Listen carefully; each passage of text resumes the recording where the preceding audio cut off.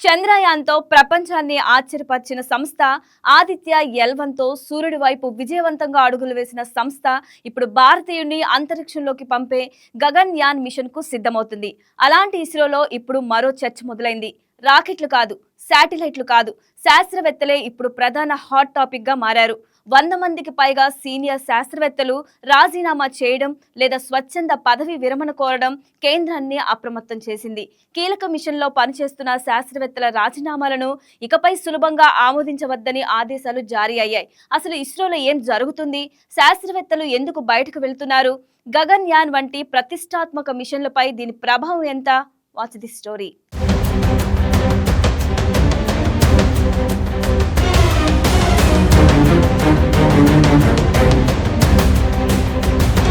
ప్రపంచ దేశాలు అంతరిక్షంలో ఆధిపత్యం కోసం పోటీ పడుతున్నాయి.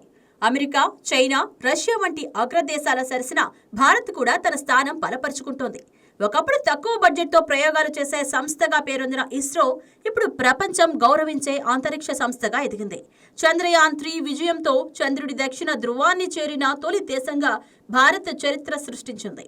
ఆదిత్య-L1తో సూర్యుడి అధ్యయనంలోకి అడుగుపెట్టింది. ఇప్పుడు గగన్యాన్ ద్వారా భారతీయ వ్యోమగాములను అంతరిక్షంలోకి పంపేందుకు సిద్ధమవుతోంది.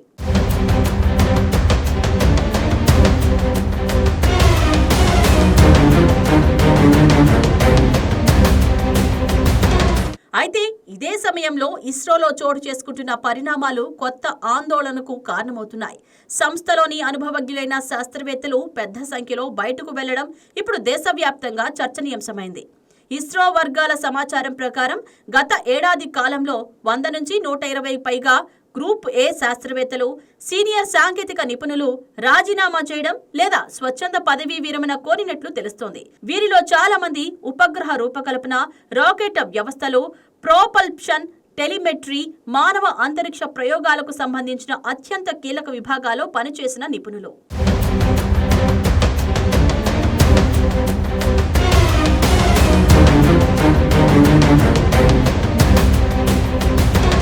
బెంగళూరులోని యుఆర్ రావు శాటిలైట్ సెంటర్, తిరువనంతపురంలోని విక్రమ్ సారాభాయ్ స్పేస్ సెంటర్, శ్రీహరికోటలోని Satish Dhawan space centre, liquid propulsion systems centre, national remote sensing centre వంటి ప్రధాన కేంద్రాల నుంచి కూడా అనుభవజ్ఞులైన అధికారులు నిష్క్రమిస్తున్నట్లు సమాచారం.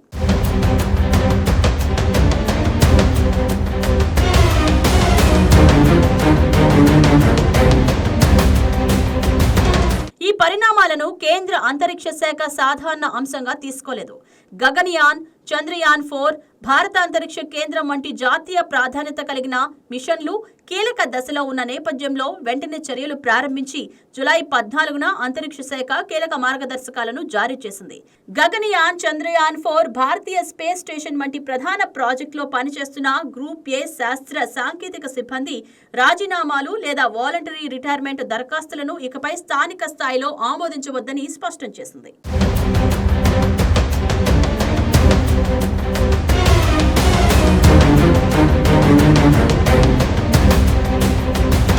గతంలో కొన్ని స్థాయిల వరకు ఇస్రో కేంద్రాల డైరెక్టర్లకి రాజీనామాలను ఆమోదించే అధికారం ఉండేది.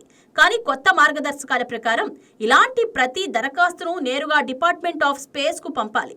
తుది నిర్ణయం అక్కడే తీసుకుంటారు. అంటే కీలకమైన మిషన్లలో పనిచేస్తున్న వారు ఒక్కసారిగా సంస్థను వేడకుండా ముందస్తు సమీక్ష ఉండబోతోంది.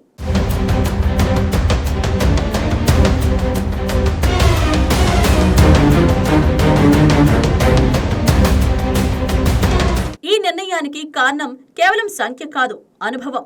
ఒక శాస్త్రవేత్తను నియమించడం సులభమే, కానీ ఒక మిషన్ను 10 ఏళ్ల పాటు రూపకల్పన చేసి వ్యక్తి అనుభవాన్ని ఒక్క రోజులో భర్తీ చేయడం అసాధ్యం. Rocket design, cryogenic engine, guidance system, human rating వంటి రంగాల్లో ప్రతి నిర్ణయం వెనుక సంవత్సరాల పరిశోధన ఉంటుంది.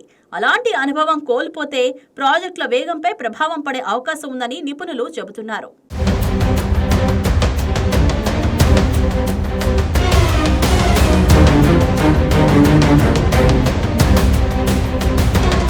ఈ పరిణామాల్లో మరో అంశం కూడా చర్చకు వస్తుంది. గగన్యాన్ మిషన్ కు సంబంధించిన LVM-3 launch vehicle project director Victor Joseph ఈ ఏడాది ప్రారంభంలో రాజీనామా చేయడం, అనంతరం మరికొందరు సీనియర్ అధికారులు కూడా బయటకు రావడం కేంద్రాన్ని మరింత అప్రమత్తం చేసినట్లు తెలుస్తుంది. అయితే శాస్త్రవేత్తలు ఎందుకు వెళ్లిపోతున్నారు? దీనికి ప్రధాన కారణంగా భారత్ లో ప్రైవేటు స్పేస్ రంగం వేగంగా విస్తరించడం కనిపిస్తుంది. 2020లో అంతరిక్ష రంగాన్ని ప్రైవేటు కంపెనీలకు తెరవడం, 2023లో భారత స్పేస్ పాలసీ అమల్లోకి రావడం, ఇన్ స్పేస్ ఏర్పాటుతో ప్రైవేట్ సంస్థలకు పెద్ద అవకాశాలు లభించాయి. ఫలితంగా దేశంలో 400కు పైగా స్పేస్ స్టార్టప్లు కార్యకలాపాలు నిర్వహిస్తున్నాయి.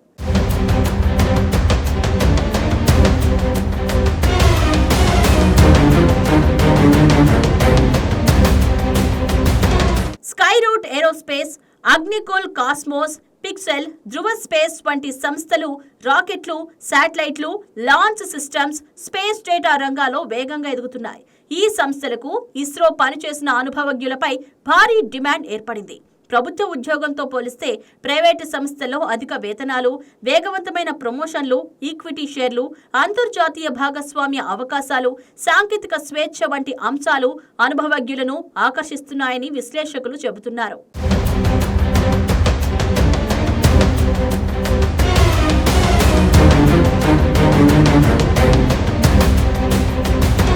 ఇక రిటైర్ అయిన శాస్త్రవేత్తలు కూడా ప్రైవేట్ రంగంలో కీలక బాధ్యతలు చేపడుతున్నారు.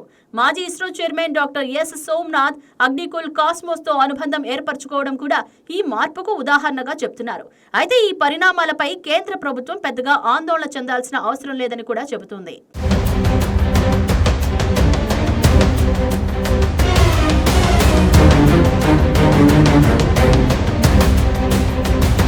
కేంద్ర శాస్త్ర సాంకేతిక శాఖ మంత్రి డాక్టర్ జితేంద్ర సింగ్ స్పందిస్తూ ప్రతి సంస్థలో ఉద్యోగులు వస్తుంటారు, వెళ్తుంటారు. ఇది పరిపాలనా అంశమని పేర్కొన్నారు.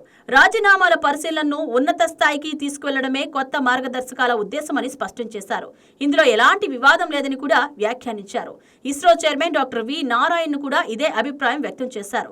ప్రతి సంస్థలో ఇలాంటి మార్పులు సహజమేనని, ఒకరి స్థానంలో మరొకరు బాధ్యతలు స్వీకరిస్తారని చెప్పారు. గగన్యాన్ సహా ఏ కీలక మిషన్ పైన దీని ప్రభావం పడకుండా ఇప్పటికే ప్రత్యామ్నాయ ఏర్పాట్లు చేస్తున్నామని తెలిపారు. అయితే అంతరిక్ష రంగ నిపుణులు మాత్రం మరో కోణాన్ని ప్రస్తావిస్తున్నారు. సంఖ్యల కంటే నైపుణ్యం ముఖ్యం అంటున్నారు. రాకెట్ ను తయారు చేసే యంత్రాలను కొనుగోలు చేయవచ్చు, కానీ ఆ యంత్రాలను రూపొందించిన శాస్త్రవేత్త అనుభవాన్ని కొనలేమని చెబుతున్నారు. ఒక మిషన్ వెనుక ఉన్న విజ్ఞానం, పరీక్షలు, వైఫల్యాల నుంచి నేర్చుకున్న పాఠాలు, సమస్యలు పరిష్కరించే సామర్థ్యం ఇవన్నీ వ్యక్తిగత అనుభవంతో వస్తాయని గుర్తు చేశారు.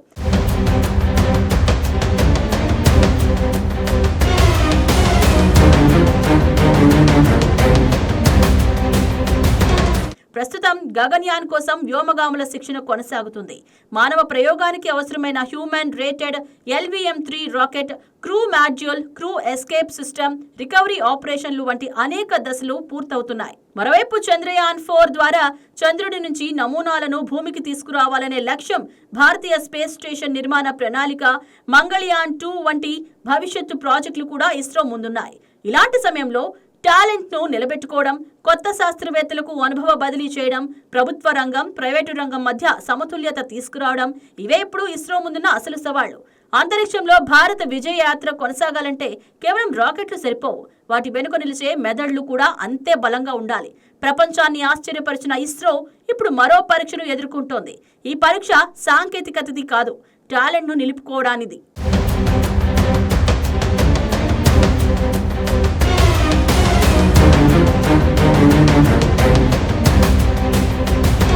గగన్యాన్తో భారతీయుడిని అంతరిక్షంలోకి పంపాలన్న లక్ష్యం, చంద్రయాన్తో మరో చరిత్ర సృష్టించాలన్న సంకల్పం, భారత స్పేస్ స్టేషన్ నిర్మాణం ఇవన్నీ ఇస్రో భవిష్యత్తును నిర్ణయించే మిషన్లు. అలాంటి సమయంలో అనుభవజ్ఞులైన శాస్త్రవేత్తలను నిలబెట్టుకోవడం కూడా అంతే కీలకంగా మారింది. ప్రైవేట్ రంగం వేగంగా ఎదుగుతున్న నేపథ్యంలో ప్రభుత్వ పరిశోధన సంస్థలు కూడా ప్రతిభను కాపాడుకునే కొత్త విధానాలు అవలంబించాల్సిన అవసరం ఉందన్న అభిప్రాయం వ్యక్తమవుతుంది. అంతరిక్ష పోటీలో భారత్ ముందంజలో నిలవాలంటే రాకెట్లతో పాటు శాస్త్రవేత్తల విశ్వాసాన్ని కూడా కాపాడుకోవాల్సిందే.